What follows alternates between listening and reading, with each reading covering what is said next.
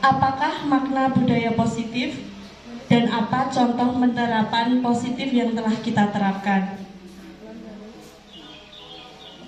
Budaya positif di sekolah yaitu nilai-nilai dan kebiasaan-kebiasaan di sekolah yang berpihak pada peserta didik agar mereka dapat berkembang menjadi pribadi yang kritis, penuh hormat, dan bertanggung jawab. Perubahan paradigma. Filosofi pendidikan Ki Hajar Dewantara yang pertama yaitu bukan tabula rasa. Yang kedua, semua anak terlahir dengan bakatnya masing-masing atau unik. Budi pekerti dan tugas guru menuntun bakat tersebut agar anak tumbuh dengan selamat dan bahagia. Guru ibarat petani, anak ibarat biji jagung. Secara keseluruhan perumpamaan ini menekankan pentingnya peran guru dalam mendukung dan mengembangkan potensi murid. Guru sebagai petani harus memberikan perhatian, bimbingan dan perawatan yang dibutuhkan untuk memastikan bahwa murid seperti biji jagung dapat tumbuh dan berkembang dengan baik. Kodrat alam dan kodrat zaman. Maksudnya di sini kodrat alam yaitu pendidikan harus memenuhi kebutuhan dasar manusia seperti perkembangan kognitif, emosional dan sosial. Dan kodrat zaman yaitu pendidikan harus sesuai dengan teknologi masa kini. Jadi harus menyesuaikan kurikulum dengan perkembangan budaya dan kebutuhan sosial yang ada. Dan yang terakhir adalah berpihak pada murid.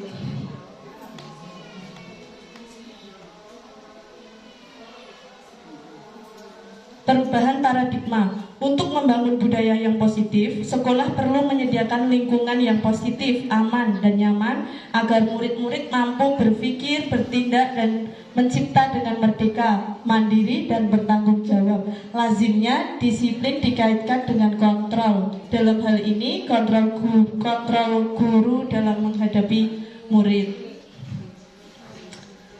Di sini ada perubahan paradigma teori kontrol atau ilusi kontrol. Berikut ini adalah paparan dari Dr. William Glasser dalam kontrol teori untuk meluruskan miskonsepsinya tentang kontrol, bahwa ilusi guru adalah mengontrol murid, ilusi bahwa kritik dan membuat orang merasa bersalah dapat menguatkan karakter, ilusi bahwa semua penguatan positif, efektif, dan bermanfaat, dan ilusi bahwa orang dewasa memiliki hak memaksa. Perubahan paradigma, stimulus respon teori kontrol. Bisakah kita mengontrol seseorang?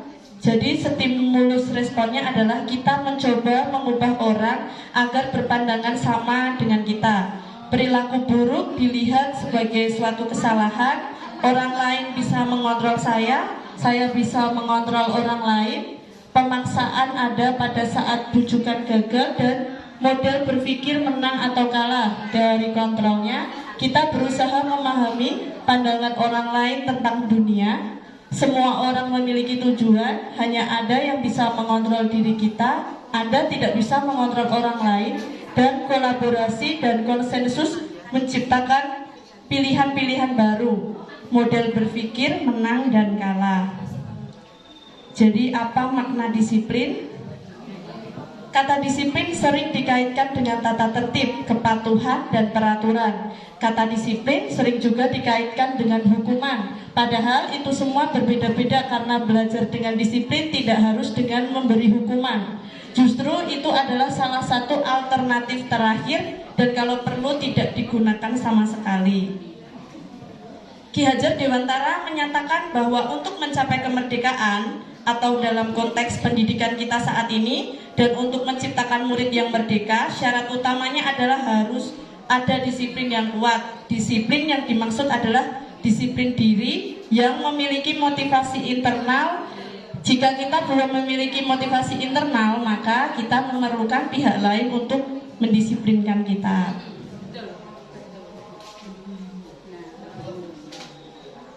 Teori motivasi perilaku manusia. Motivasi perilaku manusia ada dari eksternal, yaitu untuk menghindari ketidaknyamanan atau hukuman. Jadi apa yang akan terjadi apabila saya tidak melakukannya?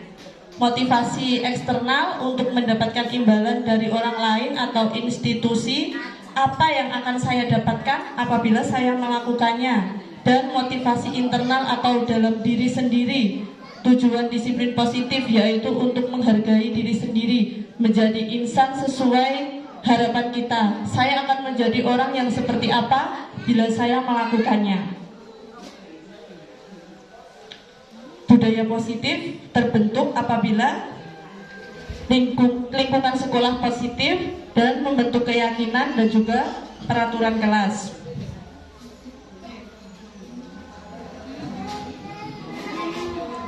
Keyakinan kelas, hukuman dan penghargaan.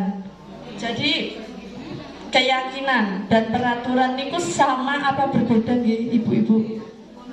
Keyakinan dan peraturan itu sama atau berbeda? Nggih, berbeda.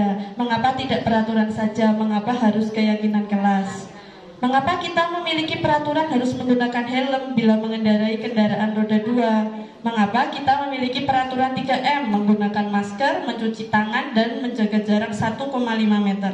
Mengapa kita memiliki peraturan harus datang tepat waktu pada saat mengikuti pelatihan? Untuk mendukung motivasi intrinsik atau dalam diri, kembali ke nilai keyakinan lebih menggerakkan seseorang dibandingkan mengikuti serangkaian peraturan.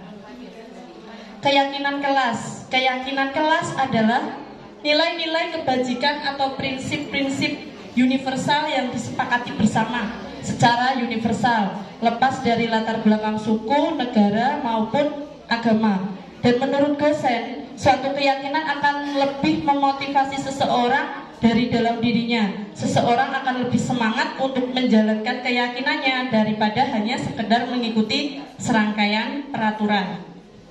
Pembentukan keyakinan kelas. Keyakinan kelas bersifat abstrak daripada peraturan. Jadi keyakinan kelas merupakan pernyataan-pernyataan yang universal. Pernyataan keyakinan kelas senantiasa dibuat dalam bentuk kalimat positif. Keyakinan kelas hendaknya tidak terlalu banyak sehingga mudah dipahami dan semua warga kelas sebaiknya ikut berkontribusi dalam membuat kegiatan kelas lewat curah pendapat. Bersedia meninjau kembali keyakinan kelas dari waktu ke waktu.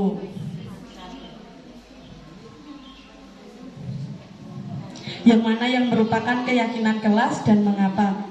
Ini adalah salah satu contoh keyakinan dan kesepakatan kelas, yaitu datang tepat waktu, mengucapkan salam, menjaga kebersihan sekolah, berdoa sebelum dan sesudah kegiatan, aktif dalam pembelajaran, tertib. Itu merupakan kesepakatan kelas. Kegiatan pendalaman keyakinan kelas dengan menggunakan tabel T dan tabel Y, yaitu terdiri dari hormat. Kami meyakini bahwa sangat penting untuk menghormati semua orang dan barang milik orang lain. Bekerja, kami meyakini bahwa sangat penting untuk mengerjakan segala pekerjaan atau mengikuti kegiatan yang telah ditugaskan, diterima dan dimiliki. Kami sangat meyakini bahwa sangat penting untuk merasa diterima pada suatu kelompok dan saling peduli satu dengan yang lain. Kegiatan pendalaman keyakinan kelas dari tabel T dan Y, yaitu hormat, terlihat, dan berperilaku. Terdengar, contohnya, satu orang berbicara, yuk saya bantu, kita bisa selesaikan ini bersama. Terima, tolong ya, permisi, boleh saya pinjam, nanti akan segera saya kembalikan. Itu termasuk terdengar. Dan terlihat itu yang terlihat, misalnya berempati terhadap perasaan orang lain, memegang barang milik orang lain hanya dengan isinya, mendengarkan dengan saksama, senantiasa berbuat baik dan berbagi. Sedangkan berperilaku itu dari tersenyum ramah, memberikan salam hormat, berjabat tangan, meletakkan tangan di dada sambil salim, memberikan ruang bekerja, postur tubuhnya yang tenang. Peraturan. Salah satu kalimat peraturan kelas yaitu selalu kembalikan buku ke tempatnya. Itu masuknya keyakinan kelas tanggung jawab. Sedangkan dilarang mengganggu orang lain. Nilai kebajikan yang dituju yaitu menghormati orang lain, hadir di sekolah 15 menit sebelum pembelajaran dimulai. Itu menghormati orang lain, komitmen pada tujuan, dan dilarang menggunakan narkoba, yaitu nilai kebajikan yang dituju adalah kesehatan, bergantian atau menunggu giliran, nilai yang dituju menghormati orang lain, gunakan masker, nilai yang dituju kesehatan, jangan berlari di kelas, nilai yang dituju keselamatan. Berikut ada contoh penerapan pembuatan keyakinan kelas, yaitu yang pertama, guru membimbing siswa membuat keyakinan kelas, kemudian siswa menulis dan menempelkan hal-hal yang diharapkan oleh siswa. Guru dan siswa merangkum keyakinan kelas untuk dijadikan kesepakatan kelas. Tindakan guru yang termasuk hukuman atau konsekuensi. Misalnya, apabila keyakinan kelas dilanggar, maka siswa akan mendapatkan hukuman atau konsekuensi. Mencatat 100 kali di dalam buku kalimat "saya tidak akan terlambat lagi karena terlambat ke sekolah" itu maksudnya adalah hukuman. Lari mengelilingi lapangan basket 2 kali karena terlambat dari di sekolah termasuk hukuman. Murid diminta untuk push up 15 kali karena tidak menggunakan masker ke sekolah, itu termasuk hukuman. Menggantikan kertas tugas teman yang telah dicoret-coret, itu adalah konsekuensi. Membersihkan tumpahan air di meja tulis karena tersenggol pada saat belajar, itu konsekuensi. Murid disuruh untuk mengenakan sepatu seharian di sekolah, itu hukuman. Dan lari mengelilingi lapangan basket 2 kali karena terlambat 10 menit untuk pelajaran PJUK, itu maksudnya adalah konsekuensi.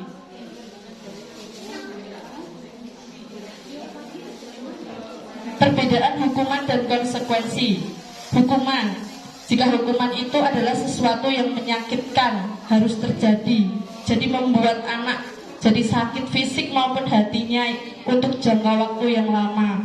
Anak menjadi membenci kedisiplinan, paksaan, mendorong anak menyakiti diri sendiri, konsep diri yang buruk, anak belajar untuk menyembunyikan kesalahan, marah, rasa bersalah, dipermalukan, merasa tidak dihargai.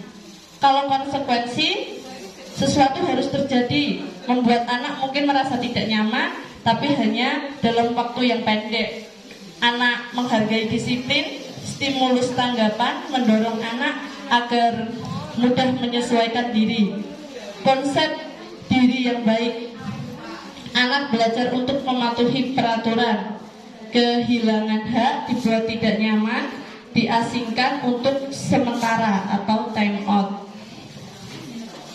Berikut ada kebutuhan dasar manusia. Yang pertama yaitu cinta kasih atau diterima, penguasaan, kebebasan, kesenangan atau survival.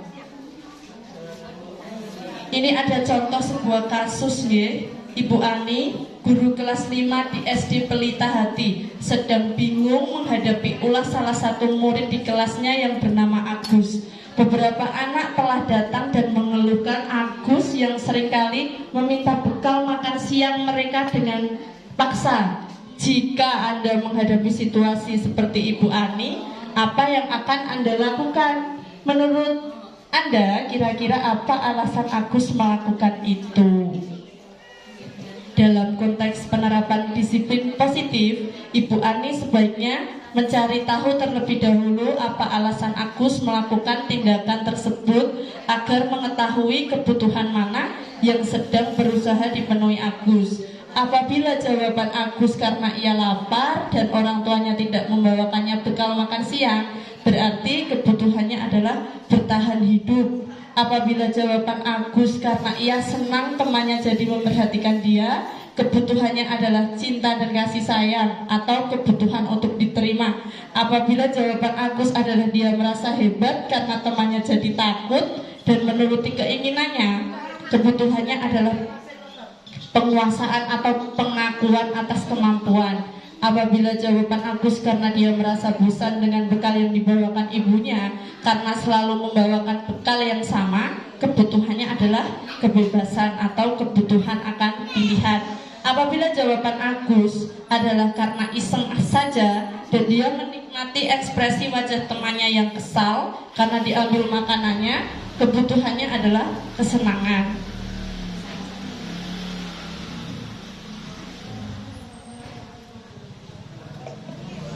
Untuk menghadapi siswa-siswa yang bermasalah, itu menggunakan segitiga restitusi atau 5 posisi kontrol guru. Restitusi adalah proses menciptakan kondisi bagi murid untuk memperbaiki kesalahan mereka sehingga mereka bisa kembali pada kelompok mereka dengan karakter yang lebih kuat. Di sini ada 5 posisi kontrol guru menurut Diana Gosset dalam bukunya Restitution Restructuring School Discipline, mengemukakan bahwa guru perlu meninjau kembali penerapan disiplin di dalam ruang-ruang kelas mereka selama ini. Apakah telah efektif, apakah berpusat, memerdekakan, dan memandirikan murid, bagaimana dan mengapa. Melalui serangkaian riset dan berdasarkan teori kontrol dari William Gosset, berkesimpulan ada 5 posisi kontrol yang diterapkan sebagai seorang guru, orang tua, ataupun atasan dalam melakukan kontrol. Kelima posisi kontrol tersebut adalah guru sebagai penghukum, pembuat rasa bersalah, teman, pemantau, dan manajer. Sebagai seorang penghukum bisa menggunakan hukuman fisik maupun verbal. Orang-orang yang menjalankan posisi penghukum senantiasa mengatakan bahwa sekolah memerlukan sistem atau alat yang dapat lebih menekankan murid-murid lebih dalam lagi. Guru-guru yang menerapkan posisi penghukum biasanya mereka akan berkata, patuhi aturan saya atau awas. Kamu selalu saja salah, pasti selalu yang terakhir selesai. Guru seperti ini senantiasa percaya hanya ada satu cara agar pembelajaran bisa berhasil, yaitu dengan posisi kontrol penghukum. Penghukum biasanya nada suaranya akan tinggi dan bahasa tubuhnya, matanya melotot dan jari menunjuk menghardik. Terlambat lagi, pasti terlambat lagi, selalu datang terlambat. Kapan bisa datang tepat waktu?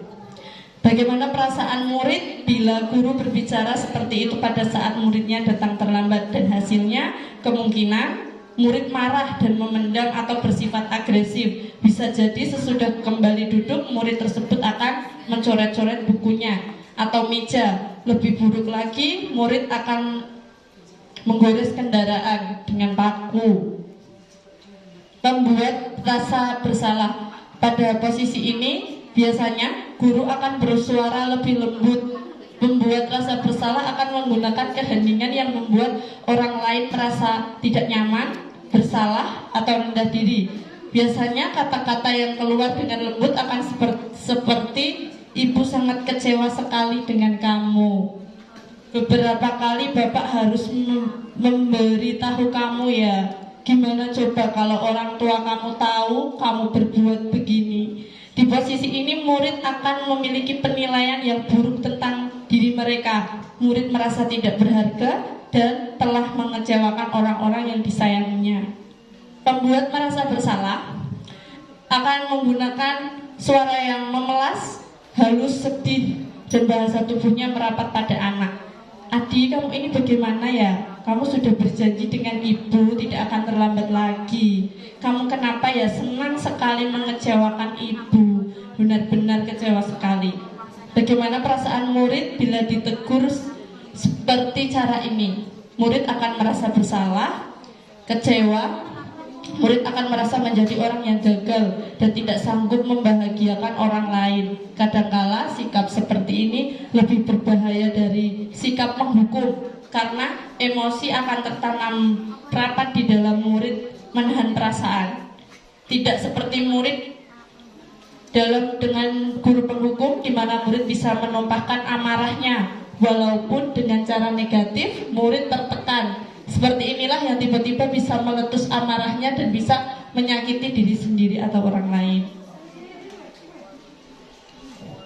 Guru sebagai teman. Guru pada posisi ini tidak akan menyakiti murid, namun akan tetap berupaya mengontrol murid melalui persuasi. Posisi teman pada guru bisa negatif ataupun positif. Posisi di sini berupa hubungan baik yang terjalin antara guru dan murid. Guru di posisi teman menggunakan hubungan baik dan humor untuk mempengaruhi seseorang. Biasanya guru seperti ini akan berkata, ayo bantulah demi ibu ya.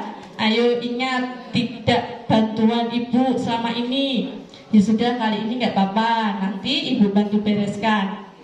Hal negatif dari posisi teman adalah bila suatu saat guru tersebut tidak membantu murid, maka murid akan kecewa dan berkata, saya pikir ibu teman saya. Murid merasa dikecewakan dan tidak mau lagi berusaha. Hal lain yang mungkin timbul adalah murid hanya akan bertindak untuk guru tertentu dan tidak untuk guru lainnya. Murid akan tergantung pada guru tersebut.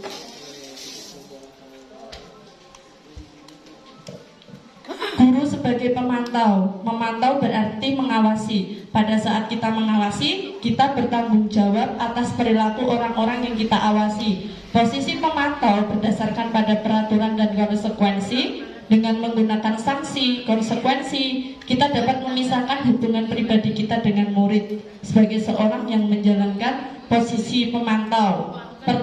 Pertanyaan yang diajukan guru sebagai pemantau biasanya, peraturannya apa? Apa yang telah kamu lakukan?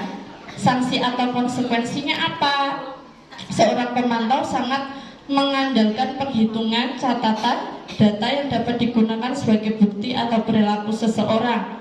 Posisi pemantau sendiri berawal dari teori stimulus respon yang menunjukkan tanggung jawab guru dalam mengontrol murid. Dan yang terakhir adalah guru sebagai manajer. Posisi terakhir, manajer, adalah posisi di mana guru berbuat sesuatu bersama dengan murid, mempersilahkan murid, mempertanggungjawabkan perilakunya, mendukung murid agar dapat menemukan solusi atas permasalahannya sendiri. Seorang manajer telah memiliki keterampilan di posisi teman maupun pemantau, dan dengan demikian bisa jadi di waktu tertentu kembali kepada kedua posisi tersebut bila diperlukan. Namun, bila kita menginginkan murid kita menjadi manusia yang merdeka, mandiri dan bertanggung jawab, maka kita tidak perlu mengacu kepada restitusi yang dapat menjadikan murid, di mana manajer murid diajak untuk menganalisis kebutuhan dirinya maupun orang lain. Di sini penekanan bukan pada kemampuan membuat konsekuensi, namun dapat berkolaborasi dengan murid bagaimana memperbaiki kesalahan yang ada. Biasanya guru seorang manajer akan berkata, apa yang kita yakini, apakah kamu meyakininya? Jika kamu meyakininya, apakah kamu bersedia memperbaikinya? Jika kamu memperbaiki ini, hal ini menunjukkan apa tentang dirimu dan apa rencana kamu untuk memperbaiki hal ini. Ini ada 5 posisi kontrol. Guru berbuat penghukum, yaitu menghardik, menunjuk, menyakiti, menyindir. Biasanya mereka akan berkata, kalau kamu tidak melakukannya, awas ya. Hasilnya murid akan memberontak, menyalahkan orang lain, berbohong. Murid berkata, biarkan saja, nanti juga marah-marah lagi. Dan dampaknya pada murid yaitu mengulangi kesalahan yang sama. Pembuat merasa bersalah. Biasanya guru lebih banyak berceramah dan mengatakan, seharusnya ibu kecewa, kamu sudah tahu, ibu lelah sekali mengatakannya, ibu stres, menyembunyikan, menyangka, berbohong. Murid meletakkan guru di dalam dunianya. Murid berkata, maafkan saya. Dampaknya pada murid yaitu merasa rendah diri. Dan sebagai teman, guru membuat alasan-alasan untuk muridnya. Ayolah, lakukanlah demi ibu. Hasilnya ketergantungan. Kaitannya dengan dunia, murid meletakkan guru sebagai orang yang sangat penting di dunia berkualitas. Dampaknya bagi murid lemah dan tidak mandiri. Guru sebagai pemantau biasanya menghitung dan mengukur apa peraturannya. Hasilnya menyesuaikan diri bila diawasi saja. Murid meletakkan guru, peraturan dan hukum di dunia berkualitas. Berapa banyak bintang yang saya harus peroleh, berapa halaman yang harus saya tulis. Dan dampaknya menitik beratkan pada sanksi atau hadiah untuk dirinya. Yang terakhir adalah manajer. Guru berbuat, mengajukan pertanyaan, apa yang kita yakini, apa yang bisa kau kerjakan, dan hasilnya menguatkan pribadi. Jadi murid meletakkan dirinya sebagai individu yang positif dalam dunia berkualitas. Bagaimana caranya saya bisa memperbaiki keadaan, mengevaluasi diri, dan bagaimana cara memperbaiki diri.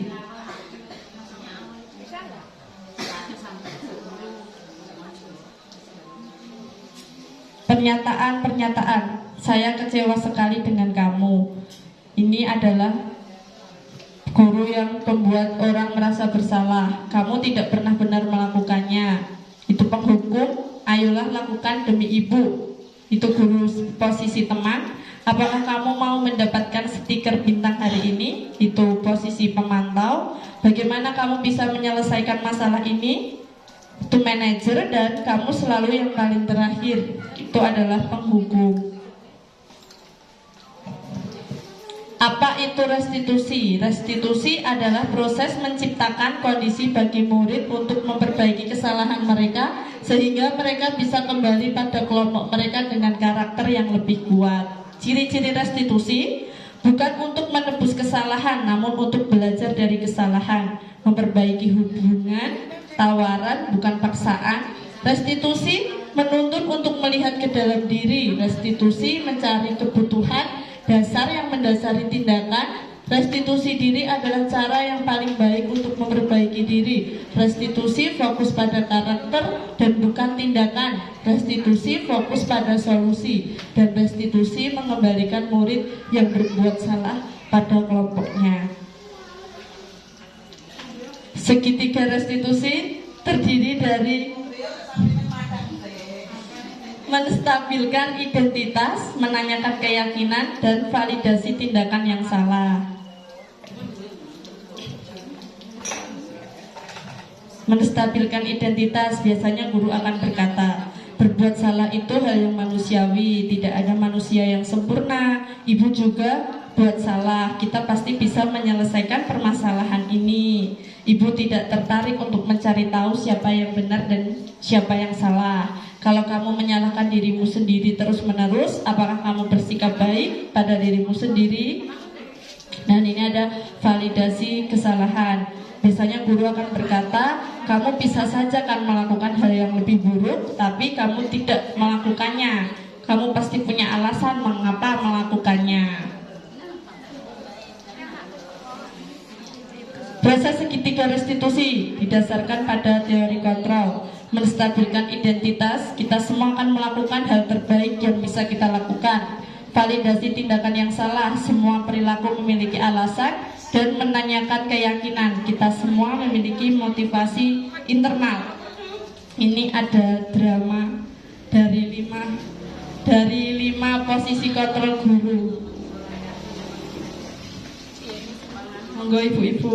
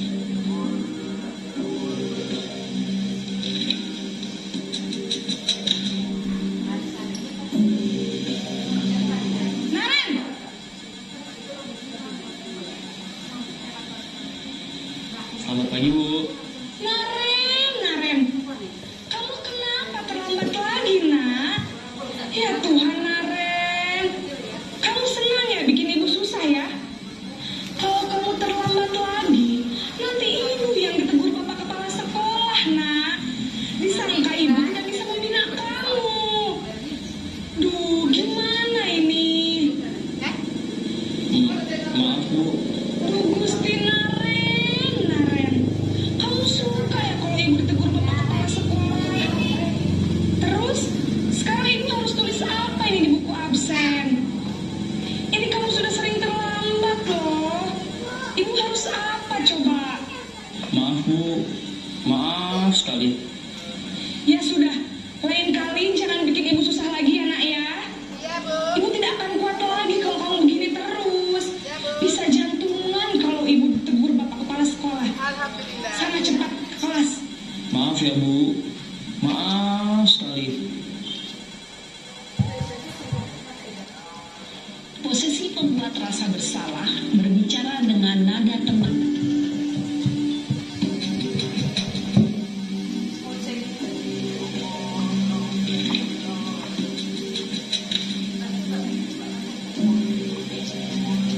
Naren!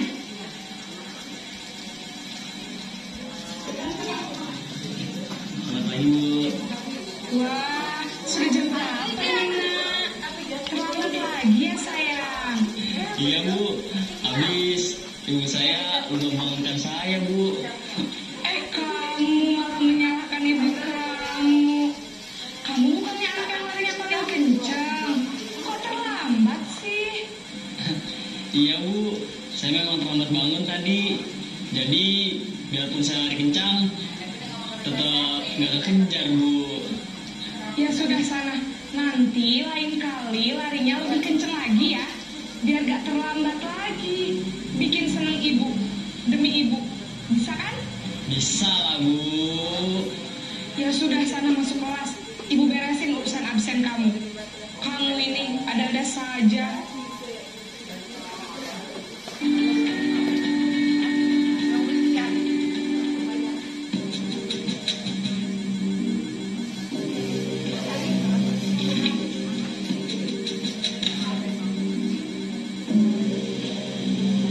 Naren!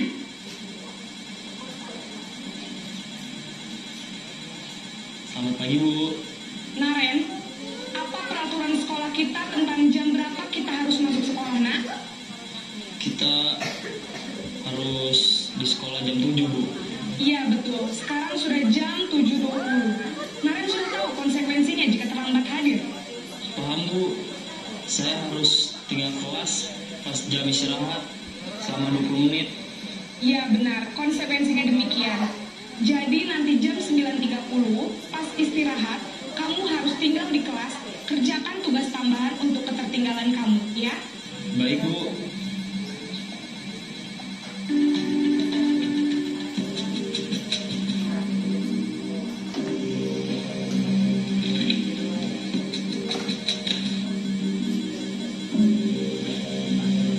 Naren!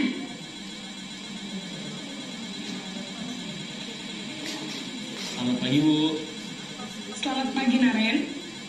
Maaf Bu, saya terlambat. Iya, sekolah masuknya jam 7, sekarang sudah jam 7.20. Jadi sekarang bagaimana ini Naren? Maaf Bu, saya lupa setel alarm saya semalam. Baiklah, menurut kamu, keyakinan sekolah yang mana yang perlu kamu tingkatkan? Menghargai diri sendiri dan orang lain mungkin ya Bu. Setuju. Jadi, apakah Naren meyakini prinsip saling menghormati tersebut? Iya Bu, saya meyakininya. Apakah Naren bersedia memperbaiki masalah keterlambatan ini? Bersedia Bu. Bagaimana kamu akan perbaiki masalah keterlambatan ini? Saya akan coba untuk tidak lupa menyetel alarm saya Bu. Baik, kalau Naren lupa menyetel alarm di rumah, ada orang yang kira-kira bisa bantu mengingatkan tidak? Ada Bu, kakak saya, Kak Emma. Ada lagi selain Kak Emma? Selain Kak Emma, ada ibu saya. Baik, jadi yang mengingatkan Naren adalah Kak Emma dan ibu kamu ya? Kira-kira akan mulai setel alarm kapan nih Naren? Setelah pulang sekolah, akan segera saya lakukan.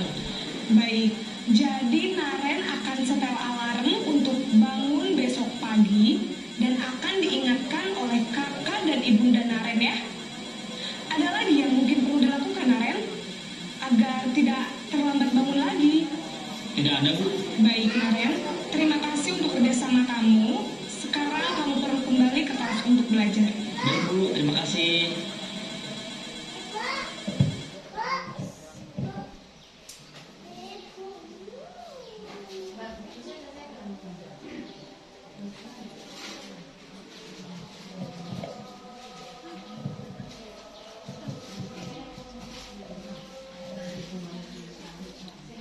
Sebagai tambahan, saya ingin memanfaatkan kesempatan ini untuk mendengar langsung pengalaman dan pandangan ibu-ibu guru terkait penerapan 5 posisi kontrol dalam disiplin positif di sekolah.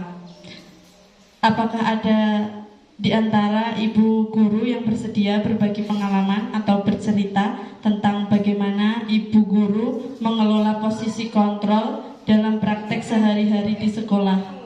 Saya yakin cerita dan pengalaman tersebut akan sangat bermanfaat bagi kita semua untuk lebih memahami penerapan disiplin positif di sekolah.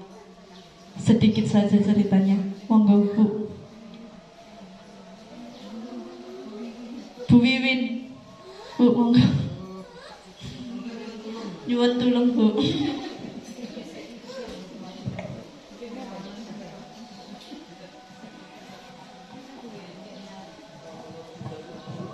Kaget itu Cuk. Oke, terima kasih atas waktu yang diberikan. Kontrol ya sebagai yang sudah dilakukan. Ini untuk anak PAUD ya Mbak. Jadi yang sudah kami lakukan atau kami terapkan di lembaga ya, itu mungkin kita ke manajerial ya. Nah, manajerial. Jadi kami ketika anak melakukan, nanti bisa dikoreksi ya, benar apa benar. Ketika anak melakukan sesuatu kesalahan ya, atau ketika anak melakukan tindakan misalkan itu ya, ketika air tumpah ya, air minumnya tumpah gitu ya, saya ajak anak gini, lihat bu guru gitu ya, dapa gitu ya, tumpah, oh iya, terus kalau airnya tumpah apa yang kamu lakukan gitu ya. Dan anak langsung nangkep gitu, dilap, oh iya, dilap pakai apa ya? Jadi anak bisa langsung pakai itu ya, bisa pakai keset ya ada di dekatnya. Tapi misalkan bu guru itu punya yang lain, misalkan lap, pel apa yang lain itu bisa diberitahukan juga. Coba kalau kesetnya nanti buat ini, buat ngelap, kalau airnya banyak ya, kira-kira terjadi apa ya? Kan jadi basah. Kalau basah yang terjadi apa? Nah, berarti ini dia pakai yang lain ya. Coba bisa diambil di sebelah sana. Ya. Jadi kita anak itu pertama dia tidak akan merasa sedih ya karena dimarahi. Kedua, mengajarkan anak juga dia tidak merasa bersalah karena dia menambahkan air minumnya. Ketiga, kita mengajarkan anak ketika dengan kontrol manajer ini ya, mengajarkan anak untuk bertanggung jawab dan mungkin ke konsekuensinya.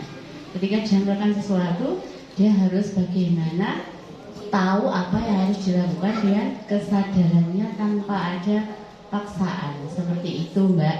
Terima kasih, mohon maaf bila ada salah ya. Ya, terima kasih. Jadi manajer gitu ya. Bu Wiwin.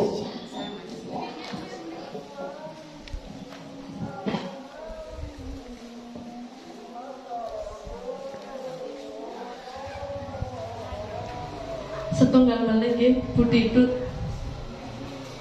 Bu.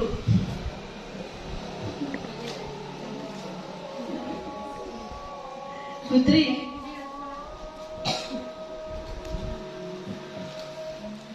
Untuk kesepakatan saya baginya di kesepakatan kelas ya. Nah, ketika anak itu kalau di TK itu anak itu kan sering ada yang usil dan sebagainya. Nah, ketika kita mau memulai pembelajaran gitu kan, setelah kita berdoa dan sebagainya, kita membuat kesepakatan dulu.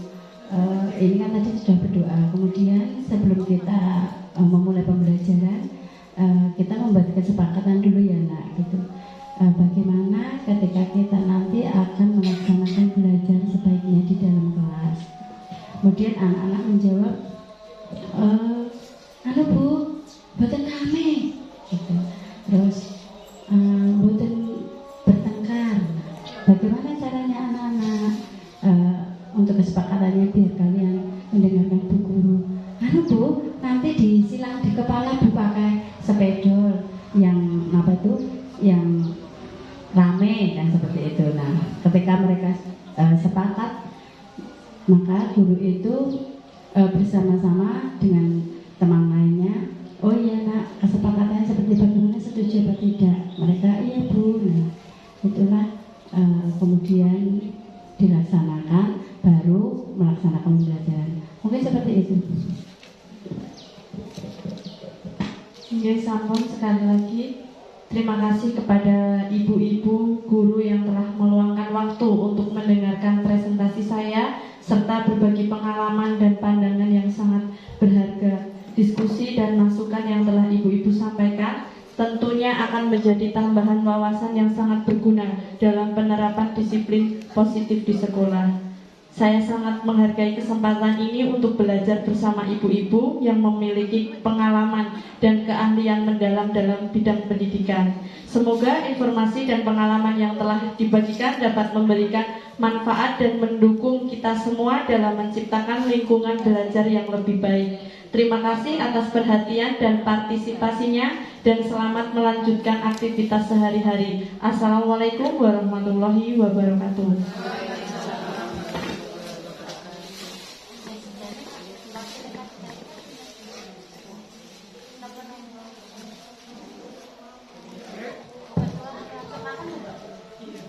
Ya, demikian tadi isian dari Mbak Rizka sudah menyampaikan yang mana bisa kita praktekkan ataupun kita gunakan dalam ibadah kita.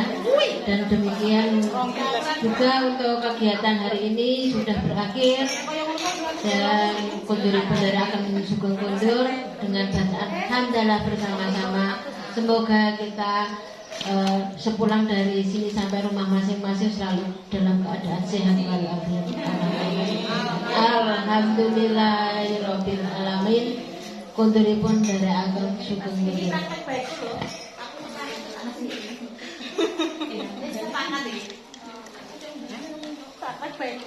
Kesepakatan ini satu sementara lagi konsekuensi. Ya tak terima kasih.